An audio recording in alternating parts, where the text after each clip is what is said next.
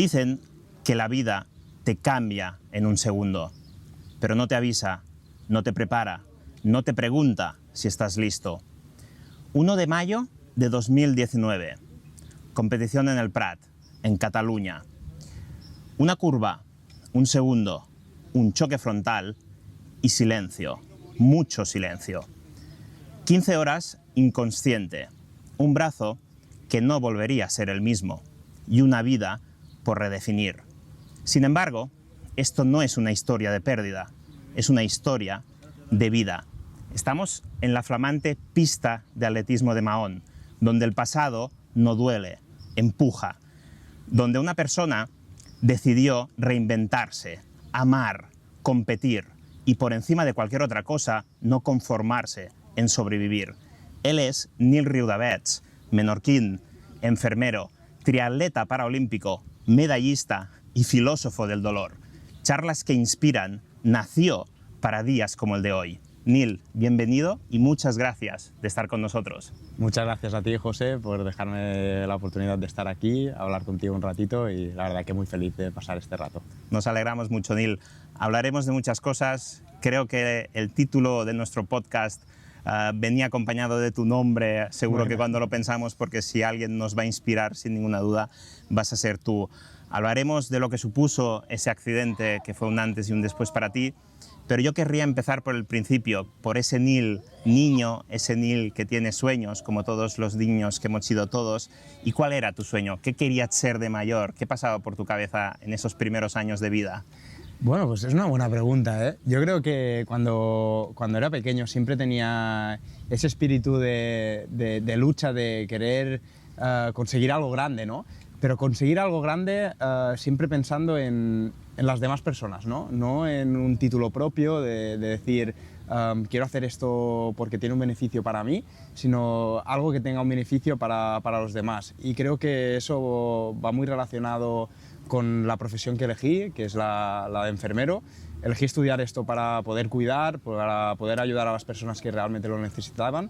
Y bueno, la vida también me llevó a tener un accidente muy duro, a perder la movilidad de un brazo, pero creo que esa pérdida me dio la oportunidad de reinventarme y de ahora pues igual servir un poquito de inspiración, ¿no? a personas que están pasando por una situación complicada, ya sea de manera propia o en otras carnes, ¿no? En carnes de gente que quieren.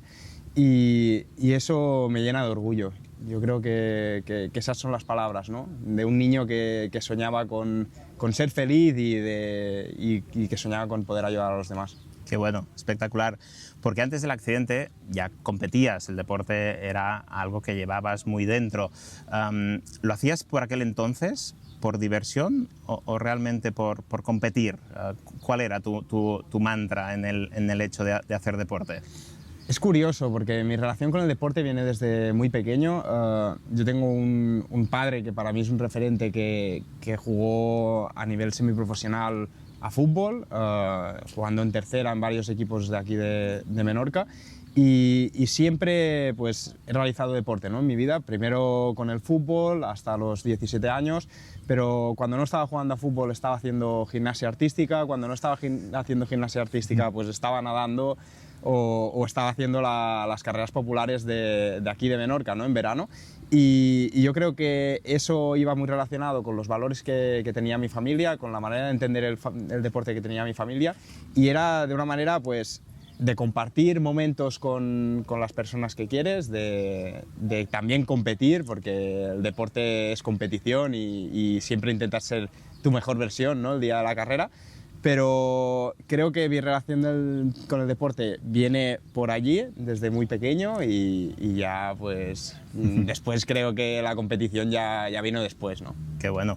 ¿Cuál fue, antes siempre del accidente, tu gran primer logro personal o deportivo, quizá que viviste, que recuerdas con más cariño, con más ilusión? Bueno, la verdad que el primero igual fue la convocatoria a la selección menorquina, ¿no? De fútbol, ya hablando de fútbol, ¿eh? Aquí no hablamos de triatlón aún, que esto hasta los 17 años no llegó. Y creo que esa primera convocatoria con la selección menorquina de fútbol, creo que fue en cadete o alevín, no, en cadete fue, pues fue un orgullo brutal, ¿no? El saber que tú puedes representar a tu isla haciendo deporte fue una cosa increíble. Después también vino, ya en el momento que estaba practicando triatlón, la convocatoria con los IGA, ¿no? Con los Island Games, que fueron en Gotland, y poder ganar una medalla para Menorca fue muy bonito. En esa carrera hice plata. Y fue una sensación espectacular, ¿no? El representar a tu isla a nivel internacional en unos juegos así, pues fue muy bonito. Y yo creo que después ya vino, después del accidente, pues todo lo vivido hasta ahora, ¿no? Sobre todo me quedaría con la medalla en los Juegos de París, evidentemente. Creo que eso fue muy bonito por muchos motivos, ¿no? Sobre todo por poderlo compartir con mi familia que estaba allí, y en un escenario como París que fue increíble. Espectacular. Creo que es una historia fascinante y nos quedan muchas cosas por contar. Antes hablabas de tu padre como un referente y ahí quería preguntarte, porque yo creo que siempre algunos tenemos uno o dos referentes. Para ti, ¿quién te enseñó esos valores de no rendirse nunca, muy vinculados a tu manera de ser también, a tu manera vital y deportiva? Precisamente fue tu padre, quizá algún familiar o uno mismo que ya de por sí tiene un poco esos rasgos propios, o quizá algún referente externo que te invitaba a pensar en que el camino era no rendirse, hiciese lo que hiciese uno, ¿no? Yo creo que tuve la inspiración, ¿no? de ver a mis padres que siempre habían luchado para conseguir sus sueños y para hacer un entorno pues feliz, ¿no? Alrededor de mi hermana y mío, y creo que ellos fueron la máxima inspiración. Mi padre sobre todo con las pautas del deporte, y mi madre con un poquito todo lo demás más relacionado igual a un carácter emocional de trato y cariño, que creo que se combinó y hizo que realmente tanto mi hermana como yo tengamos unos valores de los que a día de hoy nos sentimos muy orgullosos, ¿no? Después también creo que estuvo la figura de mi abuelo. Mi abuelo fue un crack, esa es la palabra. Yo creo que todos los abuelos tienen ese título, ¿verdad? No, mi abuelo materno fue un crack. Él tenía una empresa de fontanería, empezó con muy poco y poco a poco escaló esa empresa, pero era una persona que era feliz con muy poco, y esa felicidad la tenía que compartir. Y creo que eso me marcó desde muy pequeño, porque mi abuelo hasta los últimos momentos de vida, él compartía siempre los miércoles una comida con nosotros, con todos los nietos, ¿no? Y hasta el último día, pues esos miércoles eran claves. Y él no sabía cocinar, aprendió a cocinar. Y nos tenía a todos allí, siempre en la mesa y contando sus historietas, y creo que eso me marcó mucho desde muy pequeño. Qué bueno, espectacular. Ahora ya sí, me gustaría, para también un poco dibujarnos, y que quizás si es que hay alguien que no conozca la historia de Nil Riudavets, ¿qué supuso para ti y qué recuerdas y cómo recuerdas ese 1 de mayo del 2019? A veces, cuando ha habido casos de pérdidas, de accidentes, y la gente lo ve con retrospectiva, no sé si te pasó a ti, dice que ya tenía unas sensaciones contrapuestas antes de que pasase algo. No sé si eso llegó a pasar en ti, o es algo que a veces ya uno luego experimenta después de que le haya ocurrido algo, como aquello que dices, sé que algo no acaba de ir bien hoy, o simplemente y tristemente fue un accidente como fue, y se juntaron varias circunstancias. Pero ¿cuál es el recuerdo que te viene más a la cabeza cuando te dicen 1 de mayo de 2019?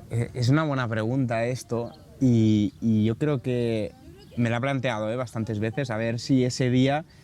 ¿Pasó algo, no? Sí, ¿O sentiste algo? Sí, yo creo que ese día, yendo a competir, igual no tenía la mejor de las sensaciones, pero es verdad que hay días que tampoco las tienes y no pasa absolutamente nada, y salí a nadar como salgo siempre, y una vez me subí a la bicicleta, pues miré que estuviera todo el grupo y ya fue el accidente.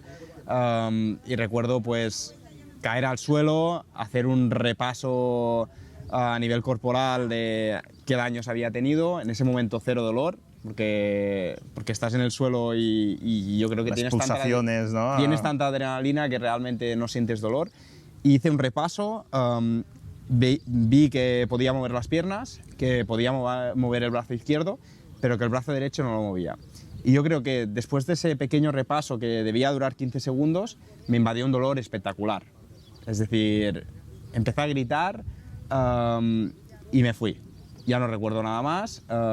Recuerdo que me levantaron, bueno, me explicaron que me levantaron, me llevaron a una ambulancia y en esa ambulancia se subió Laia, ¿no? Y Laia tenía la función de mantenerme despierto, porque no querían que... Laia es tu hermana, ¿verdad? Laia es mi hermana. No querían que perdiera la conciencia. Claro. Nada, duró el trayecto 10 minutos porque del Prat al hospital de Bellvitge es nada. Y se ve que me entraron ya en quirófano y me hicieron todo, un poquito. Si quieres te explico así. Sí, claro. A nivel de diagnóstico, pues tuve una rotura de clavícula, que fue la rotura del hueso. Correcto. Después tuve la sección de la arteria subclavia. Eso provocó un sangrado interno muy elevado, porque es la arteria que se encarga de llevar toda la sangre al brazo. Y tuve una afectación del plexo braquial, que es el paquete de nervios que se encarga de la sensibilidad y de la movilidad del brazo, que es lo que después me derivó en la parálisis del brazo, ¿no? Yo estoy 15 horas en coma y ya me despierto en la UCI con la cara de mis padres delante mío. Claro, mis padres estaban en Menorca. Claro. Yo no entendía nada y cuando los veo les digo, ostras, ¿qué hacéis aquí? ¿Qué ha pasado, no? ¿Qué ha pasado? Ellos me explican un poquito todo y ya entra un médico a ponerme en situación, ¿no? Y me dice que la lesión es muy grave, que casi pierdo la vida por el propio Por el sangrado interno, ¿no? Y que el sangrado está estabilizado, pero que que ahora mismo no tengo movilidad en el brazo y que tampoco sabemos si esa movilidad va a volver. Nos damos un tiempo de año y medio, ¿no? de ver cómo evoluciona ese nervio y después ya sabríamos si la situación era estable o se podía recuperar, ¿no? Y en ese momento pues entro en shock, empiezo a llorar, veo que realmente la situación es muy complicada, que tengo 23 años y la vida me ha cambiado y eso pues lo tengo que gestionar, ¿no? Necesito unos días de situarme. Tengo la suerte de recibir muchas visitas, eso me anima un montón. Vienen todos los amigos de Menorca, todos los amigos de Barcelona, toda la familia, poco a poco. Eso te da vida, me da vida, ¿no? Y veo que realmente a partir de ese momento mi única motivación es recuperarme del brazo, ¿no?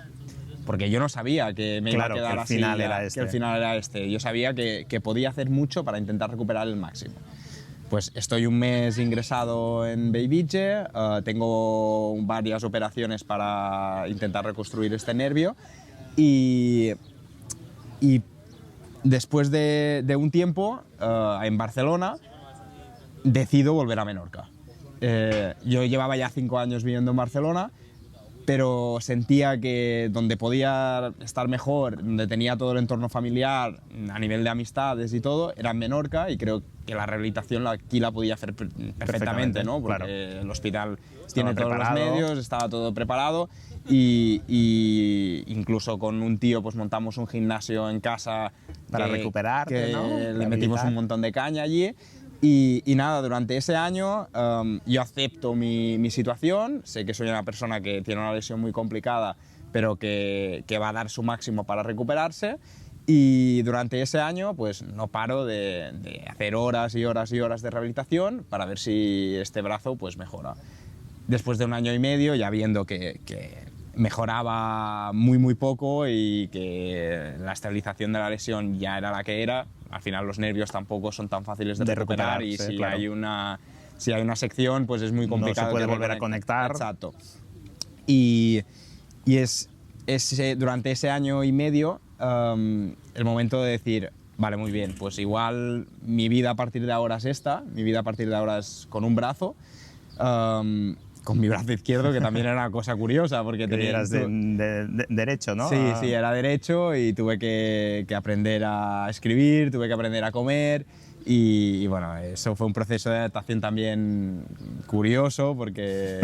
Volver a aprender de nuevo, ¿no? Sí, sí, tienes que aprender de nuevo, se te crea muchísima frustración. Claro. Y yo creo que hasta ese punto, pues, no era consciente de la realidad que tenía, ¿no? Claro. Esa realidad de haber perdido un brazo, de igual no poder trabajar nunca más de enfermero, que es de lo que yo había trabajado y había estudiado, que había estudiado de urgencias hospitalarias, y al final también todo el tema de asistencia no lo podía hacer con un solo brazo. Pensaba que no volvería a hacer deporte nunca más. Claro, no tenía pensado hacer triatlón con un brazo, eso llegó bastante después. No entraba en ningún plan inicial, ¿no? No, y menos habiendo tenido el accidente haciendo Claro. triatlón, ¿no?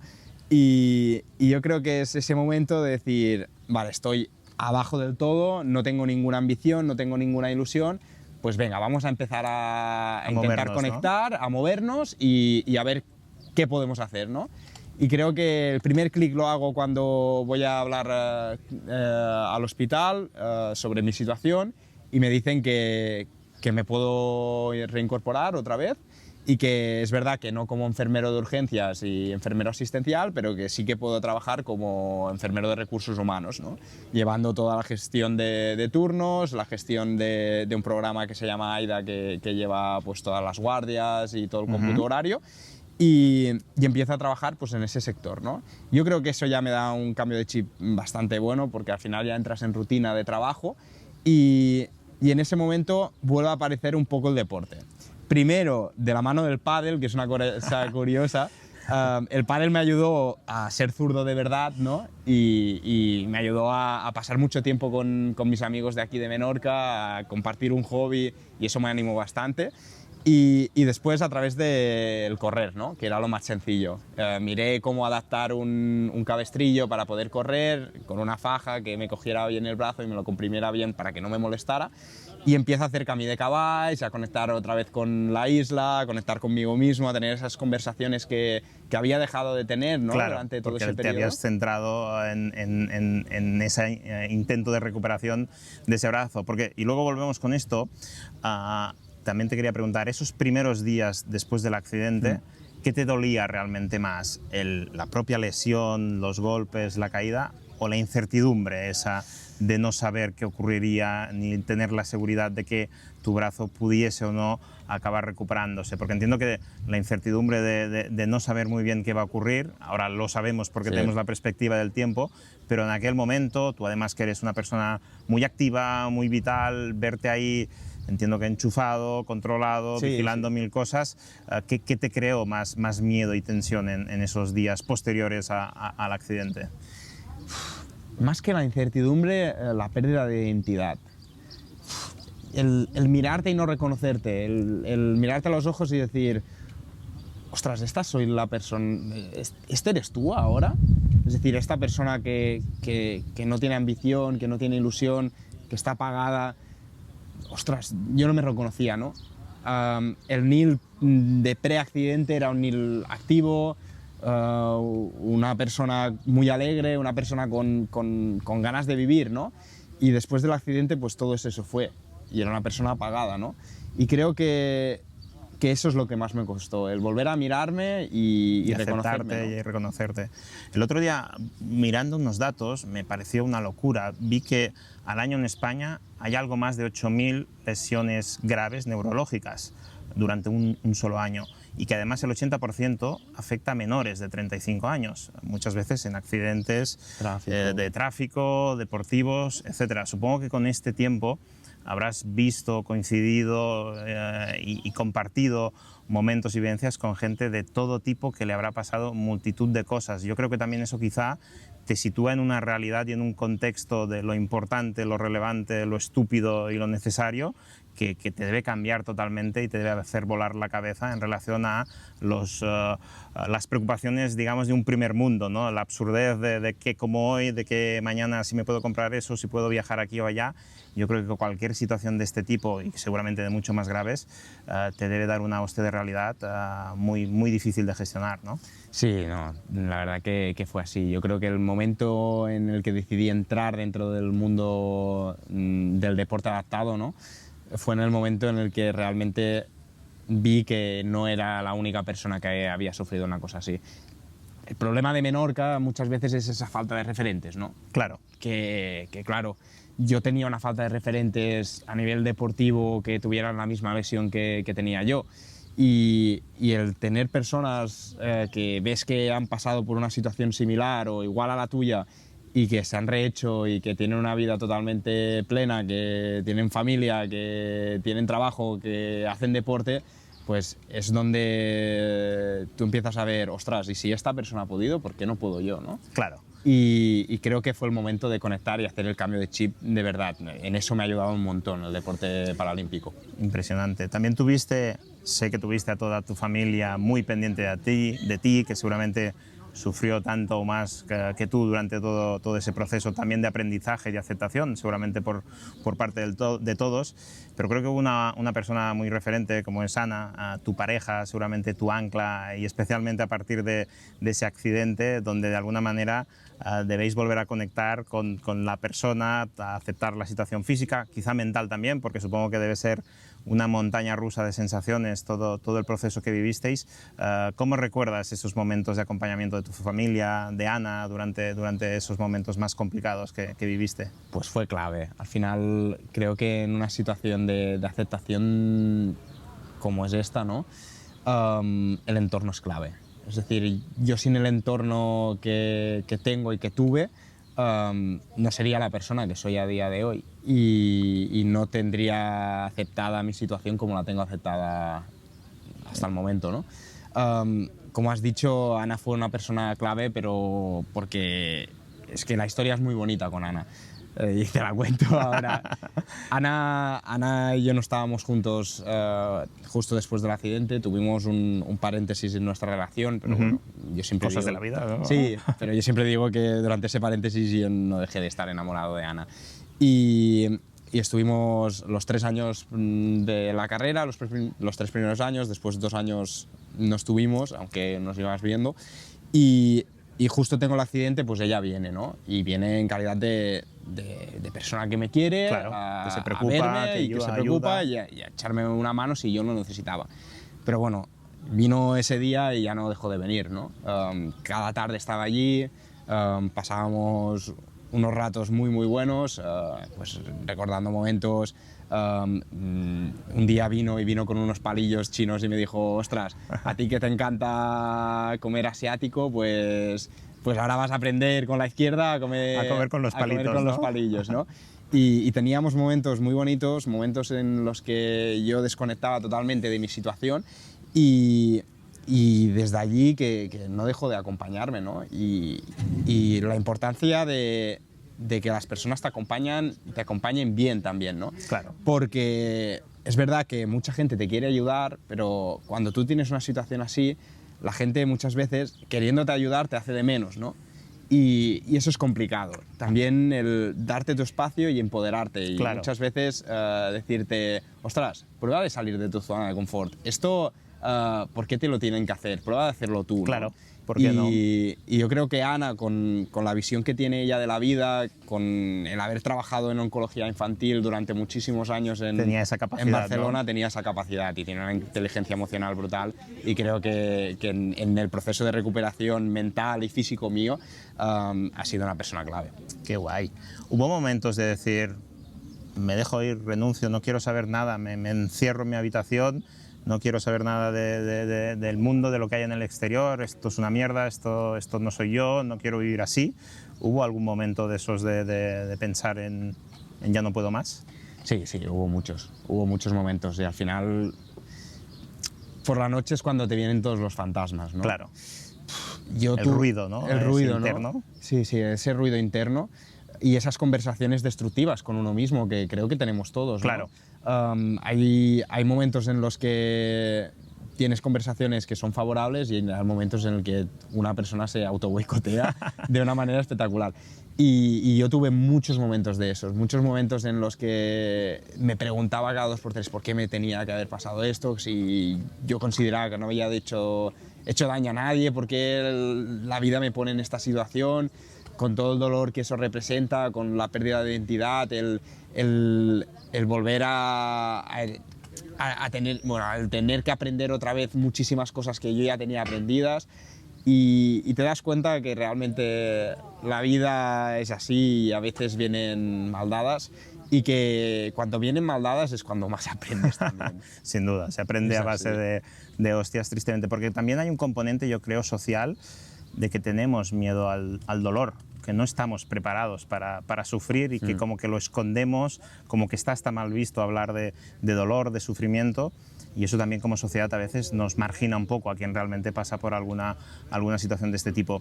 Apuntabas que luego el deporte en competición no estaba en tus planes, sí que eres un tipo muy activo, el trekking está en tu día a día post-accidente, de hecho sé que hacías algún viaje, casi uno obligado al año, a hacer rutas de trekking por la montaña.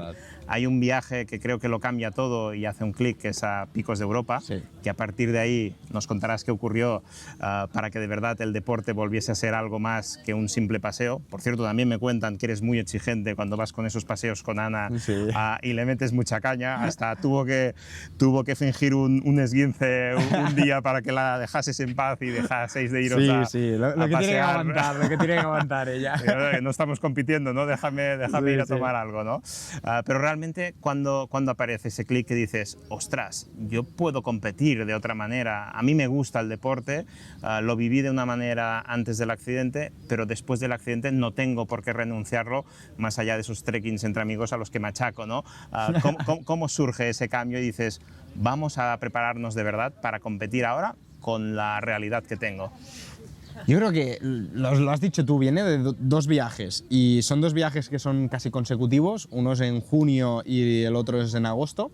Y en junio es un viaje a Picos de Europa con Ana, haciendo nuestros trekkings, que bueno, tampoco era para tanto. Ahora que nos escuchan ya sabes que las mujeres tienden a exagerarlo un poco, ¿eh? y bueno, aparte que Ana sube que no veas tú. Y fuimos a Picos de Europa, y justo coincidió que el día que salía una carrera que es travesera de Picos de Europa, que es una ultra trail así muy bonita de esa zona, teníamos el hotel delante de la salida. Ya me dirás que metiendo ¿no? ahí un poco el dedo en la llaga, ¿no? Es casualidad, pero estas casualidades a veces no existen, ¿no?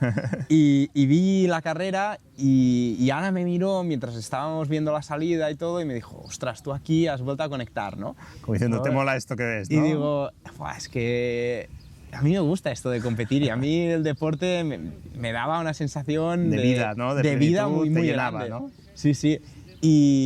Y yo creo que en ese momento conecté, y 2 meses después fui a ver la Ultra Trail del Mont Blanc a Chamonix con unos amigos que ya hacían trail y así. Empecé a correr con ellos también allí, vi toda la competición y que hicimos un seguimiento, y yo creo que en ese momento digo, pues me apunto a la próxima carrera de trail que hay aquí en Menorca, que fue justo la Costa Nord que organizaban. Sí, trail y tal. Y hice la carrera, y a partir de allí ya no paré, ¿no? Decidí hacer una carrera de 10 kilómetros en ruta, mejoré mi marca personal. Y ya entraste en ese ciclo, entré en el ciclo perverso. Hice una media maratón, y en ese momento decido intentar ir a los Juegos Paralímpicos de París en maratón primero, no en triatlón.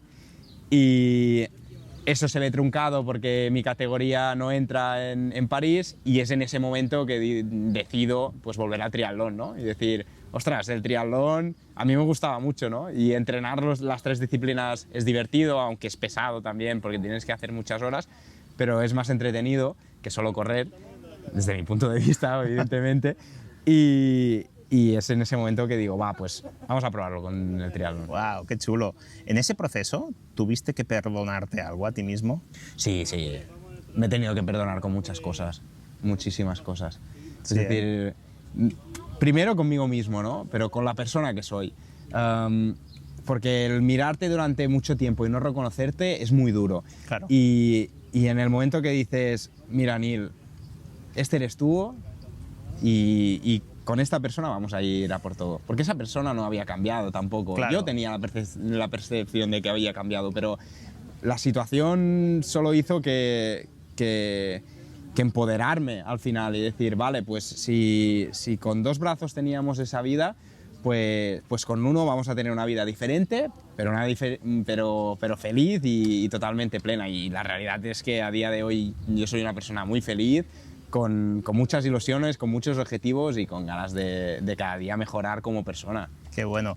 Y en relación a esto me llamó mucho la atención, hace poco escuché un podcast también del gran Carlos Roca, al que está vinculado mucho con la isla, que hablaba con Pablo Tobar, que es un chico que le gustaba mucho ir en motocicleta y tuvo un accidente muy grave, de esos que hablábamos, quedó con una parálisis desde las costillas hacia abajo y tuvo, evidentemente, muy deportista también y tuvo un proceso también muy duro y muy complicado y aún hoy sigue practicando multitud de deportes y lanzó una reflexión que va muy ligada a esto y venía a decir algo como que realmente discapacitados lo somos todos, todas las personas, tengamos o no algún problema físico de la índole que sea, y que la única diferencia está en cómo afrontamos las cosas del día a día.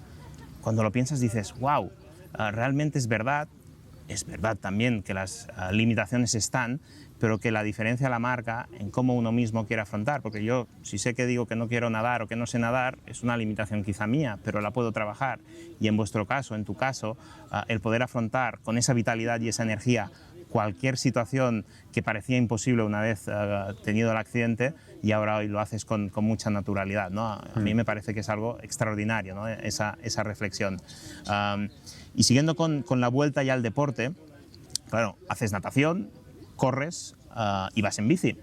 3 deportes relativamente habituales y naturales, y más aquí en Menorca para cualquiera.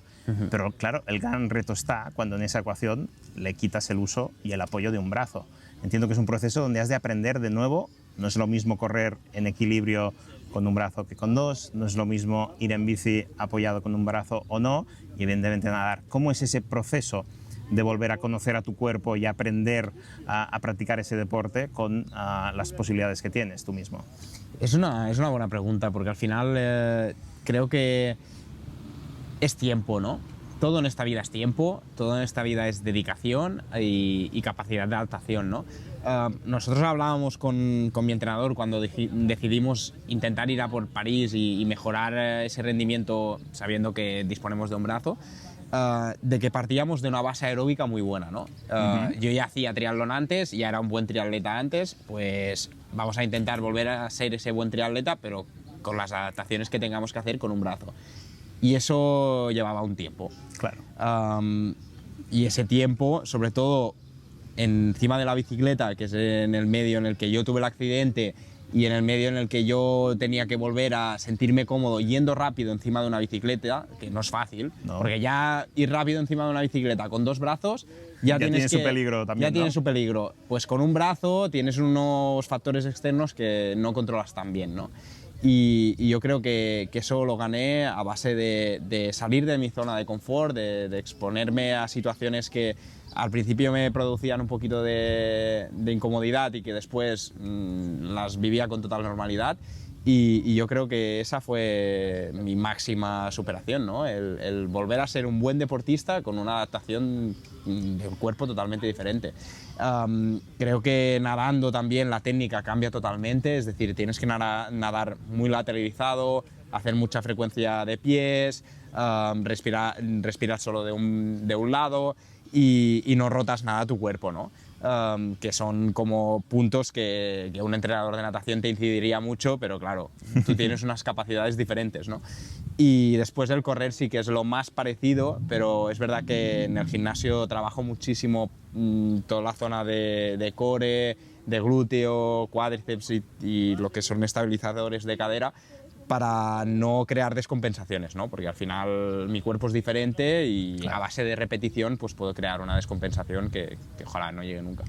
¿Qué te dio más miedo? ¿Subir de nuevo una bici o explicarle a tu familia que te subías de nuevo una bici?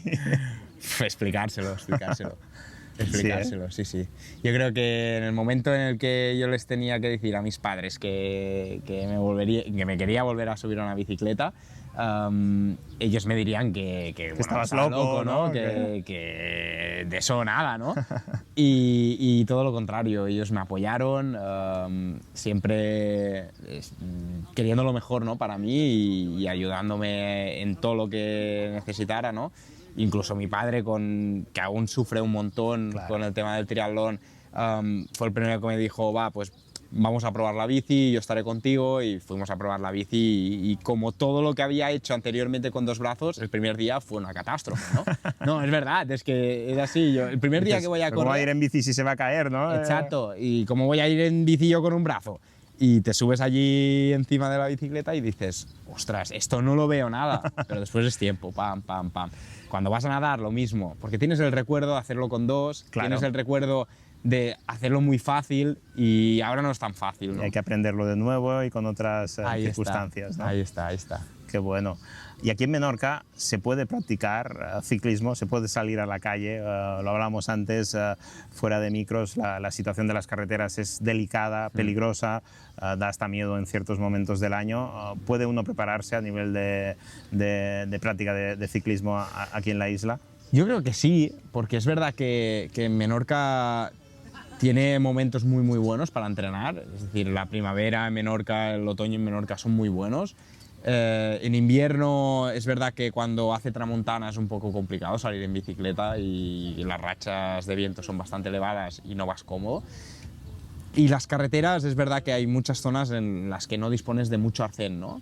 Y en las que tú ves que puede ser un estorbo, ¿no? para lo que es la conducción, sabiendo que evidentemente tenemos que compartirla y, Claro. y hay que respetarnos unos a otros, y el ciclista lo tiene que hacer bien, pero evidentemente el conductor también, porque tenemos todos la misma disponibilidad, ¿no? en la carretera.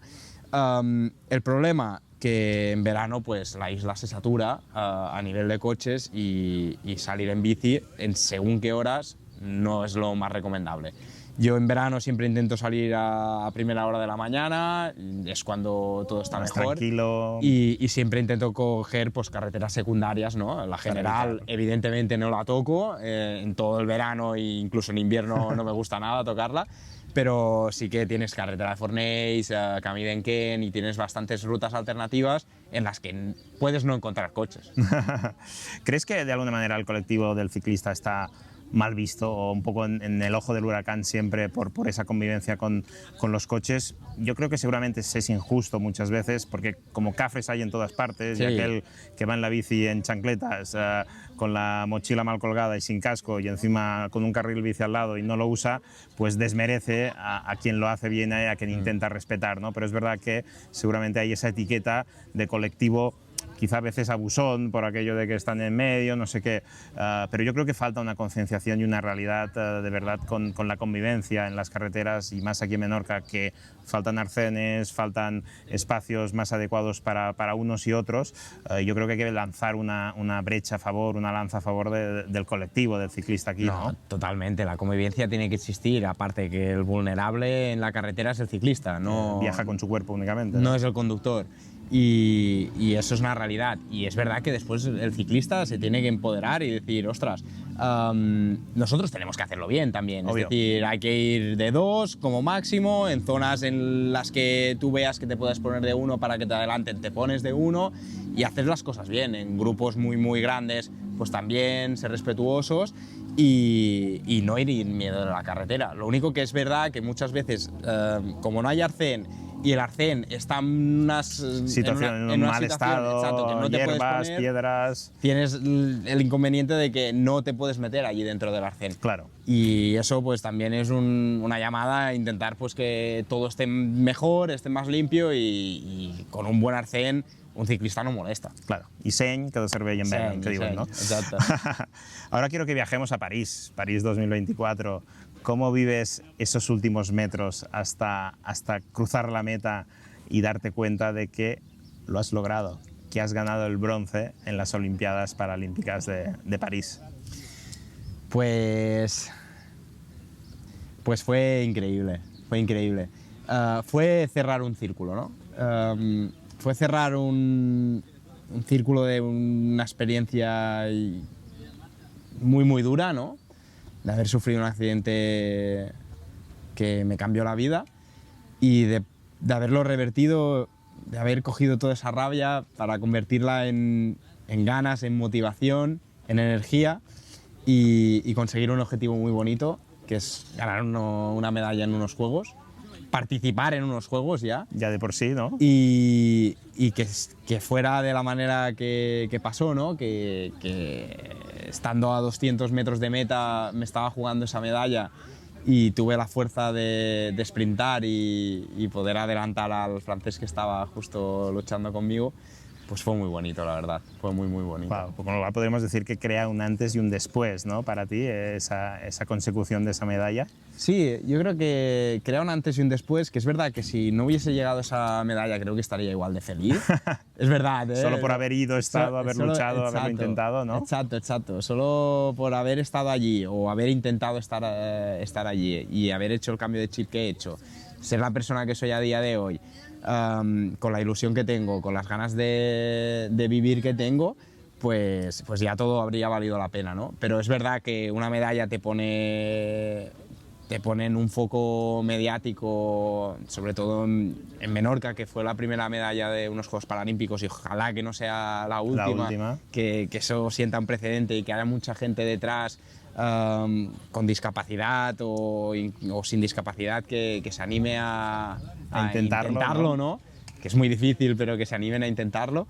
Y eso fue un cambio, la verdad. Ahora tengo esa tranquilidad, ¿no? De decir, bueno, tengo muchas ganas de ir a Los Ángeles, tengo muchas ganas de volver a hacer medalla, incluso intentar mejorar ese resultado. Pero si no fuese así, estoy muy tranquilo porque ya tengo una y estoy muy feliz. ¿Dónde se guarda una medalla olímpica? ¿Dónde la tienes? ¿Dónde la contemplas? ¿Qué supone para ti mirarla? Ahora te vas a reír, porque la medalla no la tengo. ¿No la tienes? No la tengo. Está en Francia ahora. ¿Ah, sí? Porque las medallas salieron defectuosas. ¡Ostras! Y la tuve que enviar para que me la cambiaran. Para que me la cambiaran. ¡Ostras! Sí. Y en teoría me llega esta semana, a ver, ya llevo 3 meses sin ella, así ya que... nos mandarás una foto entonces. Pero ¿no? bueno, es curioso, porque la tengo guardada, ni siquiera la tengo expuesta ni nada, y la tengo encima de la mesa del salón. Y allí está, allí está con otras cosas, pero otras cosas totalmente normales que puede tener cualquier otra casa, y no le presto mucha atención, la verdad. Qué bueno. ¿Cómo se celebra? O sea, el día que ganas, creo que tuviste incluso control antidoping, que me dicen que además tienes un imán para que los vampiros te visiten a cada competición. En el europeo me voy a tocar, así que nada. Te viene cara de sospechoso y mira que tienes cara de buena gente. Bueno. Yo creo que a todos, a todos nos va tocando de vez en cuando y mira. Pero me contaban que, claro, que además estaba toda tu familia ahí, te vino a ver, te vino a apoyar, como en casi todo y en casi todo lo que haces está ahí, padres, primos, Ana y toda tu gente. Y claro, ahí estabas en la Villa Olímpica, te fuiste para allá y ellos se fueron a celebrarlo a la Torre Eiffel, creo, ¿no? Y según me cuentan, tú, ni perezoso ni harto, como se suele decir, te plantaste con la medalla en el cuello, cogiste el metro desde Saint-Denis y te fuiste hasta París para celebrarlo, porque tú lo que querías era celebrarlo con tu gente. Sí. Y además, analizado quizá con profundidad, un chavalillo con una medalla colgada en un metro no me la colgué en ese momento. Zona de dudosa tranquilidad, ¿no? ¿Cómo viviste esa celebración? Ahí se debió reír, llorar, saltar. Fue increíble. Yo creo que la mejor decisión que pude tomar fue la de coger el metro ese, que estaba creo a 1 hora del centro de París, porque estábamos muy a las afueras, la villa. Pero justo llegué a la villa, dejé las cosas, me guardé la medalla dentro del bolsillo, que no la quería. Que no me la roben, ¿no? Y me metí en el metro, y claro, en ese momento, pues sentado en el metro te vienen muchos momentos, y fue salir allí en el centro de París, justo donde se había celebrado el triatlón, en el Puente de Alejandro, y encontrarme pues a toda la familia, ¿no? A mis primos, a mis tías, a mis padres, a Ana, a mi hermana, a todo el mundo allí. Y nada, pues lo celebramos, fuimos a tomar algo que nos habían invitado a la embajada. ¿Celebración? No, esta historia es guay, porque nos invitaron a la embajada de Sudáfrica, porque mi tía se hizo amigo de no sé quién, y nos invitaron a la embajada de Sudáfrica, que hacían allí como unos cócteles o no sé qué. Imagínate, pues todos los menorquines allí haciendo unos infiltrados con los sudamericanos, ¿no? en la embajada de Sudáfrica. Tú. Qué bueno. Muy bueno, muy bueno.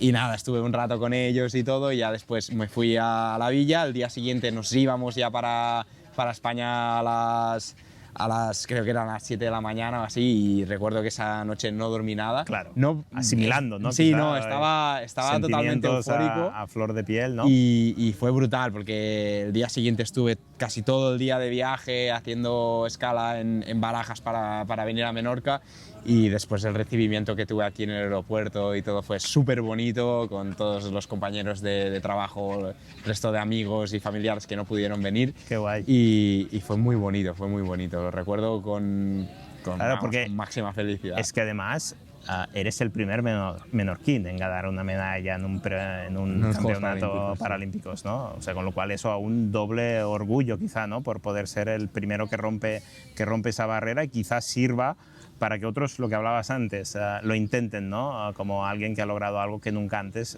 se había hecho, ¿no? Sí. Ojalá que esta experiencia de vida pues inspire a menorquines a hacer deporte, a intentar superar sus límites, y ojalá que sí, de verdad. Yo por suerte estoy conociendo a muchísima gente que realmente me llena mucho conocer, y eso es bonito. Eso es la parte más bonita igual Qué chulo. de toda esta historia. Luego quería hablar de que hay una derrota también en todos estos años, y es en los juzgados, ¿no? Porque entendéis que ese accidente podría haberse dado por una negligencia en la organización de la competición en el Prat, en Cataluña. Interponéis una demanda contra la organización que, por desgracia, acabáis perdiendo en los juzgados. ¿Qué te dolió más? ¿Perderlo en sí mismo y tener que haber recordado todo lo que pasó y volver a revivir esos momentos? ¿O un poco la sensación de que no se te escuchó, de que no caló el mensaje, de que realmente hay que cambiar cosas para que esto no vuelva a ocurrir? Bueno, han cambiado cosas. Es que la respuesta es esta, han cambiado cosas. A partir de ese momento han cambiado muchas cosas. Por suerte yo no he vuelto a hacer un triatlón con unas medidas de seguridad como las que había ese día. ¿Visteis? Es decir, de algo habrá servido, ¿no? Bueno, Pero bueno, en ese momento la justicia a mí no me dio la razón. Fue muy duro, aceptarlo claro, me costó muchísimo. volvió a ser quizá esa montaña rusa que antes hablábamos, ¿no? Volver de nuevo a... El recordar todo fue muy duro, y el ver que realmente allí no eres persona, sino que... Una cifra y eres uno una más, cifra, ¿no? Eres una cifra y ya está. Pues esa impersonal, todo eso tan impersonal pues me dolió bastante.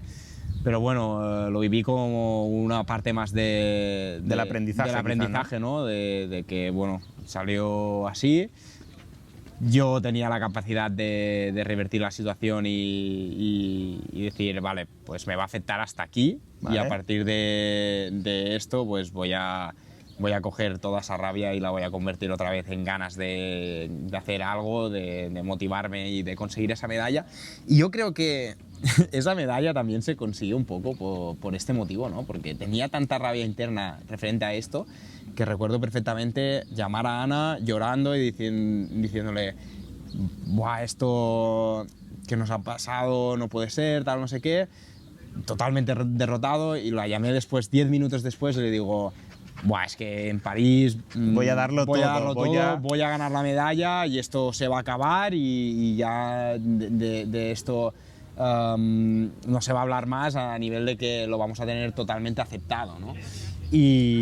Y así fue, creo que esa rabia pues la convertí en es un poco, trabajo. creo que lo dijiste tú, ¿no? Aquello de mis heridas brotó mi fuerza o algo así, Sí, ¿no? sí, Esa frase que yo creo que ejemplifica muy bien todo ese proceso, ¿no? Sí, que de sí. todo lo sufrido y de todo lo vivido sacaste esa fuerza para lograr, en este caso, ya no solo la victoria o la medalla, que es el gran hito y es lo que te llevas, pero sino verte capaz de poder lograr prácticamente lo que te propusieras, ¿no? Sí. Al final creo que cuando estás más hundido a nivel emocional es cuando más aprendes y cuando más ves que si tú no das tu 100%, pues la vida te va a arrollar, ¿no? Y creo que eso fue una situación muy dura que me ayudó a dar mi máximo. Y ahora que vives dentro del deporte adaptado, has vivido unas Olimpiadas y estás continuamente conectado, ¿crees que faltan ayudas reales al deporte adaptado? Porque se tiende mucho cuando va bien, Sí. cuando hay medallas, a los discursos fáciles de las administraciones o de quien toque, a esas palmaditas en la espalda de que bueno somos y que esto es de todos, pero en el día a día todo aquello que no se ve, todo aquel sufrimiento, todo el sobrecoste, porque todo este tipo de deporte No, no es y de barato. material exige aún una mayor inversión que el material convencional. ¿Cuál es la salud un poco del deporte del deporte adaptado en este caso? Yo creo que yo he llegado en un momento en el que todo ha ido mejorando, ¿no? Y es verdad que se están tomando... Más conciencia quizá, Sí, ¿no? yo creo que hay más conciencia, cada vez está mejorando, por ejemplo, a nivel de instituciones públicas, la medalla, el premio económico de medalla se ha equiparado tanto en olímpicos como paralímpicos y esto ya es una mejora, ¿no? Las ayudas a nivel de Team España, que son las que ofrece el Consejo Superior de Deportes, también han ido mejorando.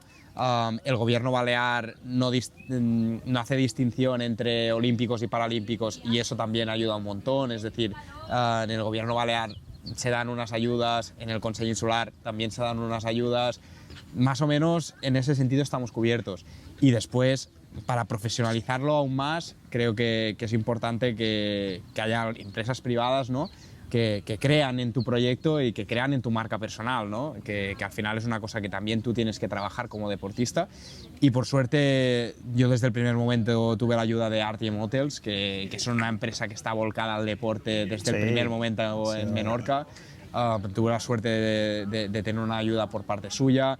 Después, a través de Fundación Foment del Turismo de Menorca, también entraron en el proyecto y me ayudaron. Conecta Balear, este año también ha sido pues como un puntito más, ¿no?, a nivel de profesionalización propia. Qué bien. Y después la menorquina también, intentando siempre que sean empresas muy relacionadas con Menorca. Con Menorca y yo creo que es importante, ¿no? Qué bien. Aquí también al final siempre tienes algún amigo que por ejemplo con Bike Menorca, que me ayuda siempre con todo el tema de reparación, las puestas a punto, ¿no? las puestas a puntos de la bicicleta. Qué guay. Y yo creo que ayudas ahora mismo. Es verdad que ya con una medalla detrás... Suena mejor, ¿no? Quizá la carta de presentación, que ¿no? la carta de presentación es mejor, pues poco a poco pues voy pudiéndome profesionalizar, ¿no? Y teniendo pues todos esos viajes que hacemos durante el año, pues todo cubierto y ya en un punto mucho más favorable. Sí que es verdad que a nivel de promoción yo veo que falta un poco, ¿no? Que se podría promocionar muchísimo Mucho más aún. el deporte adaptado en la isla y en España. Que es verdad que el Comité Paralímpico tiene muchos programas y que va mejorando todo bastante, pero es verdad Pero aún falta, ¿no? que aún falta. Se tiene que trabajar un montón. Y en deporte adaptado y sin En deporte cualquier otro, adaptado, sí. en cualquier otro deporte. Y que creo que invertir en deportes, Es invertir en salud, en bienestar, es que es en eso. formación, en que la gente y los jóvenes estén en un ambiente sano, fuera de ciertas tentaciones, ¿no? Sí. Con lo cual, y Menorca yo creo que, como decías, en los últimos años se ha colocado como un referente en una isla del deporte, las trails, continuamente está moviendo mucha competición, mucha actividad, y creo que al final eso tiene todo el sentido del mundo y toda la lógica para justifica la solo. isla, sin duda, sin duda. Luego quería hablar que tiene mucho que ver cuando alguien tiene algún tipo de problema físico, eso de el qué dirá la otra gente, el cómo me mirarán, esos cuchicheos quizá que uno puede ver que se mueven en su alrededor.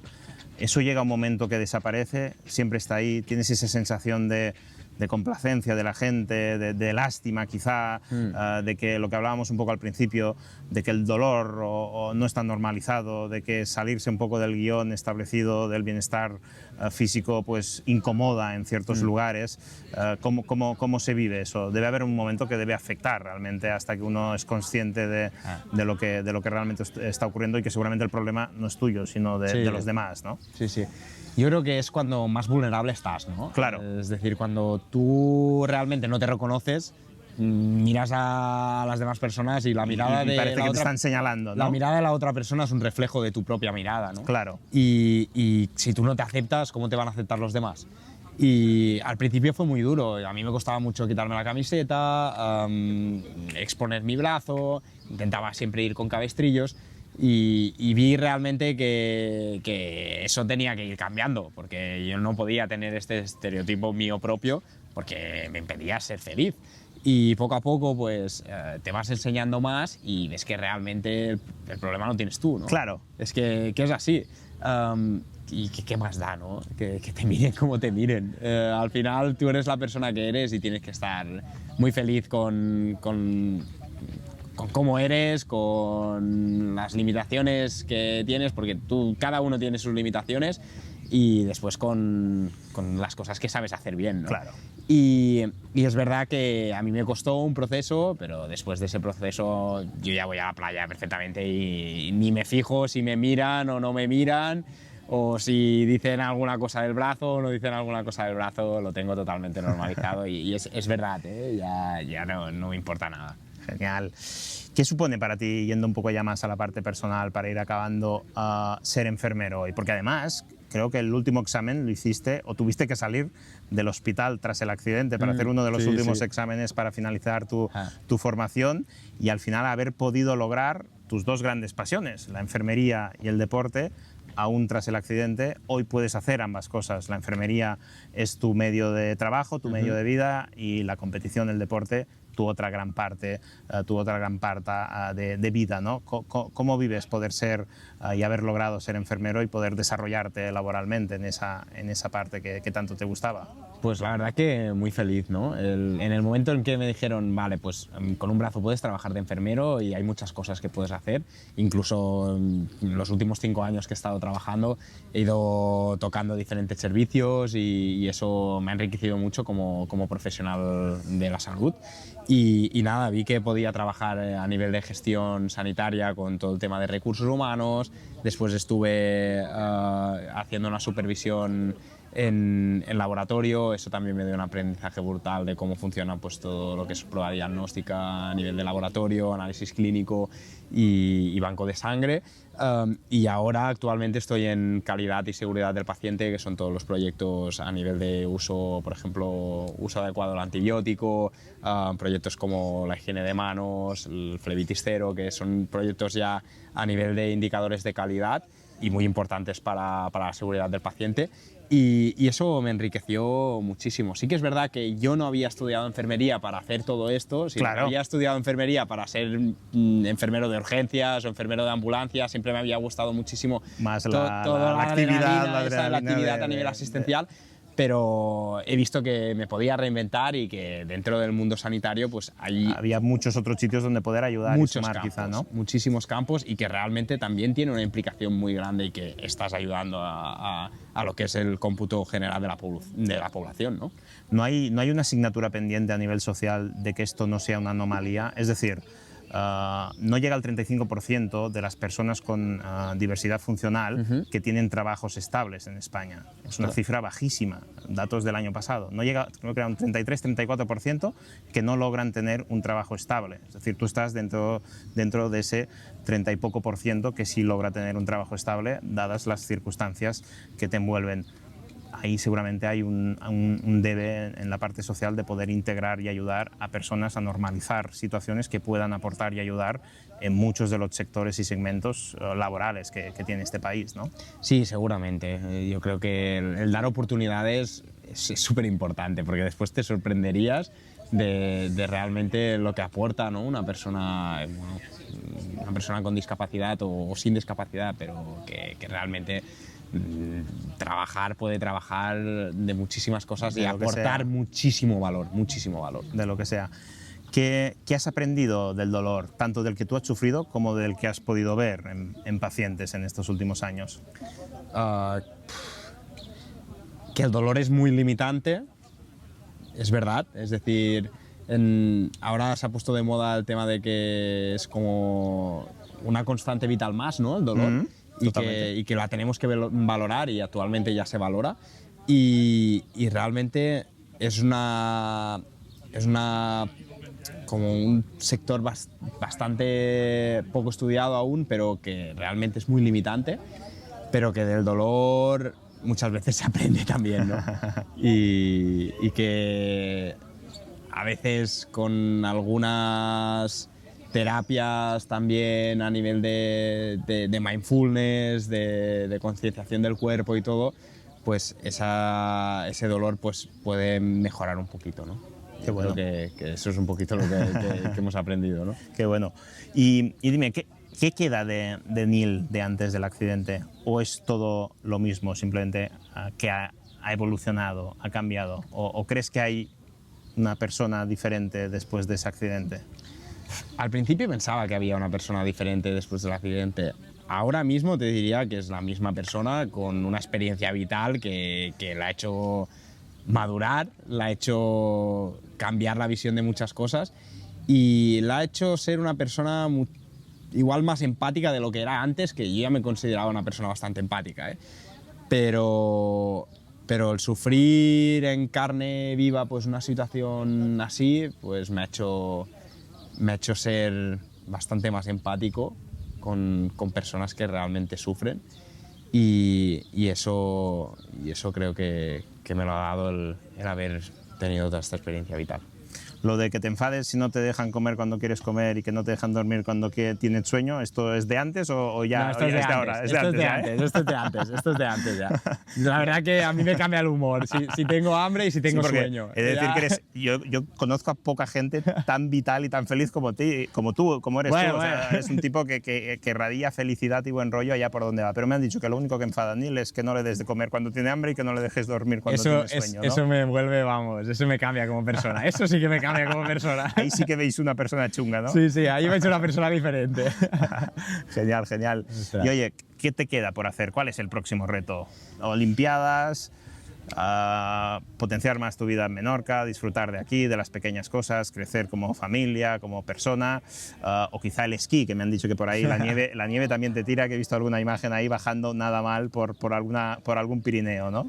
Bueno, el esquí siempre ha estado en mi vida, siempre lo hemos disfrutado con mi familia y después del accidente pues hubo una oportunidad de entrar dentro de un programa de esquí de fondo. Pero bueno, era para Milán Cortina, nos quedamos a las puertas y no llegamos y sí que es verdad que ahora mismo lo tengo apartado. Yo creo que a nivel personal tengo muchas cosas aún por vivir que me gustaría, pues lo que has dicho tú, muchas de las que has dicho tú a nivel de ampliar, vivir momentos también de calidad con los míos y disfrutar de tiempo en Menorca, que aquí uno se siente muy lleno, ¿no? De vivir en esta isla, de poder disfrutar del entorno que tenemos y todo más relacionado a tema personal. Es verdad, si ahora me dices ¿cuál es tu objetivo a nivel deportivo? Pues te diré que es un objetivo, no te diré que es un sueño. Claro. Es decir, los sueños a nivel deportivo, que tengo la sensación que ya los he vivido. Ya has tocado todo aquello que ni Sí, casi podías haber imaginado, Un ¿no? poquito sí, ¿eh? Ahora son objetivos y los objetivos tienen planes y los planes se están ejecutando. Claro. Es decir, yo estoy ahora trabajando muy duro para llegar a Los Ángeles e intentar pues conseguir el mejor resultado posible. Pero es un objetivo, no es un sueño. Sueños tengo otros y ya son a nivel personal. Qué bien, qué bien. Pues esos que los disfrutes para ti.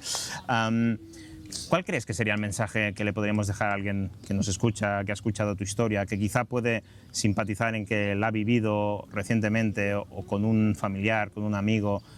¿Qué consejo le darías a alguien que puede estar pasando por algún momento similar al que tú viviste y quizá algún punto de esperanza, como tú eres el vivo ejemplo de ello, ¿no?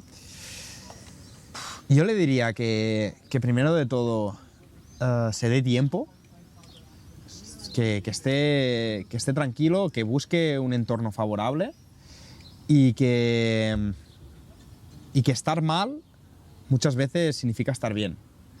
Porque hay momentos en los que tú tienes que estar mal, tienes que aceptar tu realidad y después, mediante el entorno, mediante el tiempo y buscando poco a poco ilusión y teniendo esas conversaciones contigo mismo para ver realmente lo que te gusta y lo que te motiva en la vida, pues ir haciendo. Yo creo que esta es la Esta es la premisa. gran premisa. Esta es la premisa que a mí me ha ido bien y tan que... fácil y tan difícil a la vez, Sí, quizá, sí, ¿no? sí, no. Y todo tendrá un proceso y seguramente para cada persona podrá ser distinto, ¿no? Yo creo que ha sido un placerazo, Neil, tener esta conversación contigo. El placer ha sido mío. A mí me gustaría acabar reflexionando diciendo que hay personas que compiten y luego hay otras que transforman el dolor en una causa. Y yo creo que tú eres un poco de esos, no de los que gritan, pero que sí que resuenan, no de los que piden homenajes, aplausos, pero que los merecen. Y yo creo que eres un ejemplo de que el cuerpo puede romperse, pero el alma, si se entrena y se trabaja, se acaba convirtiendo en acero, ¿no? Yo estoy orgulloso de haber tenido este encuentro contigo. Te doy las gracias porque eres el claro ejemplo y has demostrado que no se trata de querer es poder, sino de poder querer, de que aunque vaya todo muy mal, parezca que no hay solución, se puede salir. Charlas que inspiran, te lo había dicho, teníamos que haber hecho este podcast contigo porque para mí es fantástico.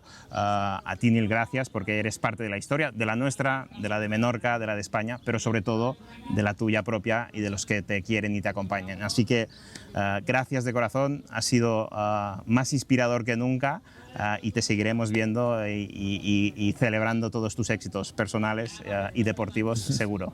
Gracias a ti, José. Gracias, Neil. Hasta la próxima. Gracias. Gracias.